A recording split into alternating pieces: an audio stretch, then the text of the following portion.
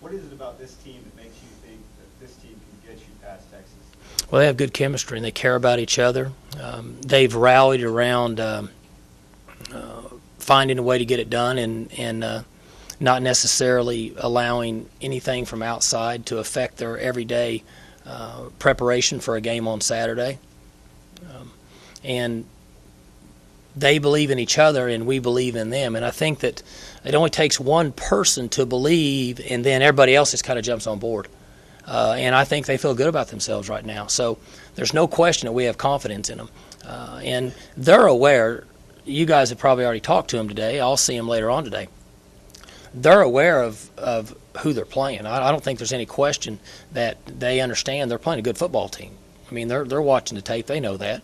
But I think there's enough maturity with where we're at that they understand that. They know what it takes to prepare, and then they have a good feel for, as a coaching staff, we ask them to play hard.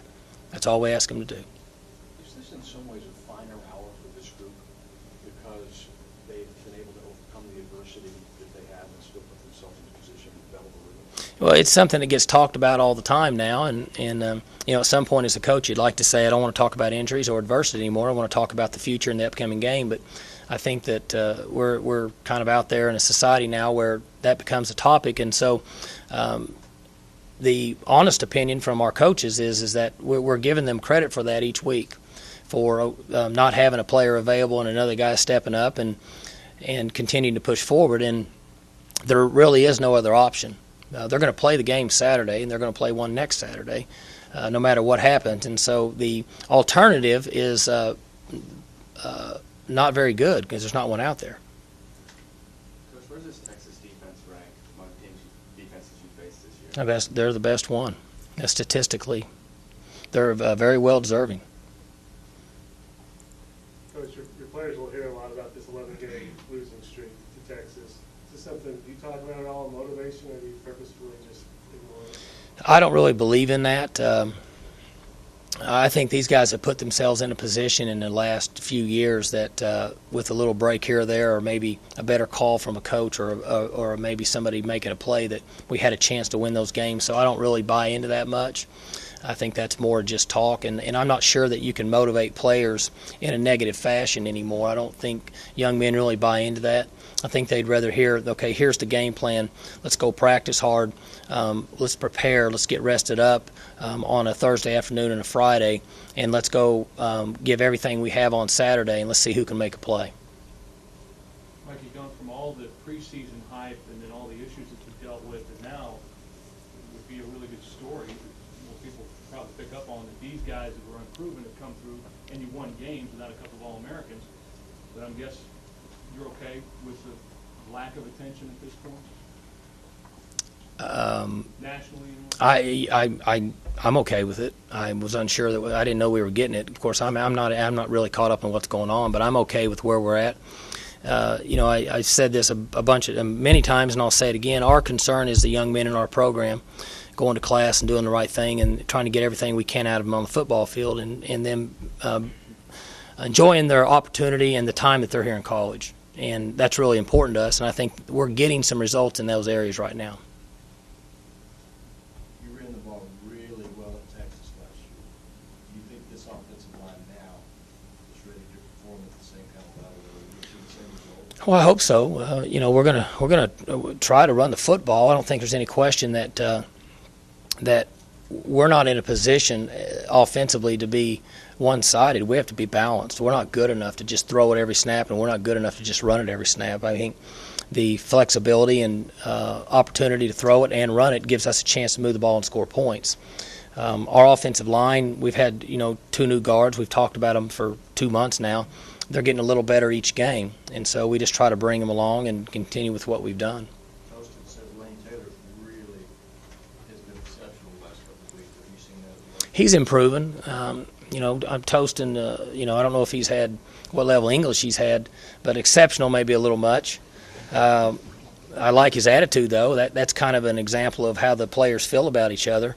But has he played well for being a freshman? Yes. But you're not concerned with him getting out there, getting blown up, and getting rattled or whatever early in this ball game Saturday? Coaches are concerned about everything. But so far, Lane getting rattled has not been an issue. Times we have to kind of do this in front of his face to make sure that he's still tuned in with us, which is a good thing. And Coach Wick has had a number of linemen out of that way. David Washington, his pulse you didn't get much out of him. You don't get much out of Andrew Lewis. You don't get much out of Lane Taylor. And for that matter, Brady Bond.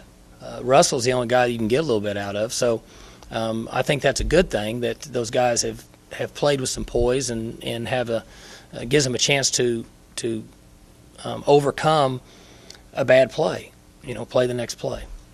Having a mobile quarterback is always an advantage, but isn't it especially prevalent in weeks like this against teams like Texas that can put pressure on a quarterback and keep the play alive? I think most coaches across the country would tell you that when you're playing any defense, but particularly a defense that has really good speed, that if your quarterback can move around a little bit, it's an advantage. Mike, would you talk about their special teams? They've got a couple of kick returns, a couple of punt returns, another block Well, kick. yeah, I addressed that earlier that, kind of to summarize it, everybody's aware of the skill they have, and their return units have been very good. And so that's always a concern for a coach. We have to have a plan in place to win the special teams battle. And when you have as much speed as they do, it makes it difficult. But our job as a coaching staff is to find a way to win that battle and then instill it in our players and then ask them to get it done, find a way to get it done. When you reflect on the last two Texas games, Mike, are you encouraged going into this one by how well you played them, or does it make you sick all over again when you think about how close you were? Both. Anytime you're close, you relive games in your mind forever as a coach. I do. I guess it's probably not fair to speak for other coaches, but you think about them all the time driving down the road. You may think of something that happened 4 years ago, and you had another play call there, or you had another decision that was made, or something could have happened to change that game. But living for the now and not worrying about what happened yesterday, because there's not anything to do about it, and we certainly don't know what's going to happen tomorrow, but just living for today, I think is the easiest way to handle that. But even 20-24 last year breaks your heart, but it's a lot more beneficial than if it was 41-10. Yeah, you can. I think psychologically, yeah, you can look at that both ways. Some coaches will say, look, if it's an L, it's an L. If it's a W, it's a W. And then the fans, it's just depending on who you want to talk to. Some people.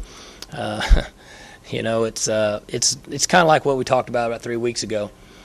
I'd be in the grocery store just trying to buy something, and somebody would say last year, they'd say, you're going to have to start spreading the ball around some to the wideouts. Des Bryant's getting 12 catches, nobody else is catching the ball. And then I go over the next aisle, and somebody'd say, well, why don't you throw it to him every time?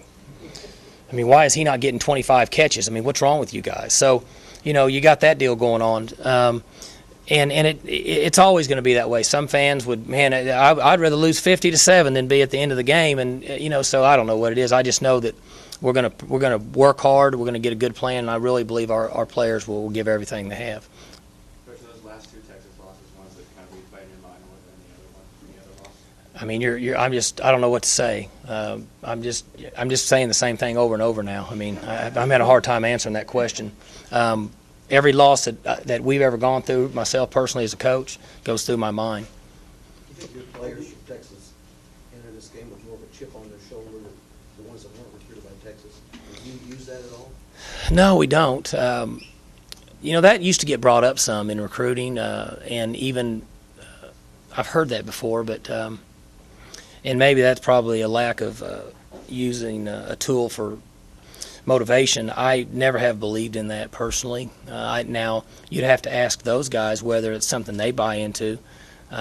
Myself, I think it's more hard work, preparation, and giving great effort. I've always believed in that personally. Mike, can you talk about the atmosphere for this game? Obviously, Halloween night could be scary for Texas. If y'all pack this in, it should be the largest attendance here yet. They're going to pack it in. They're going to put how many does this thing hold now?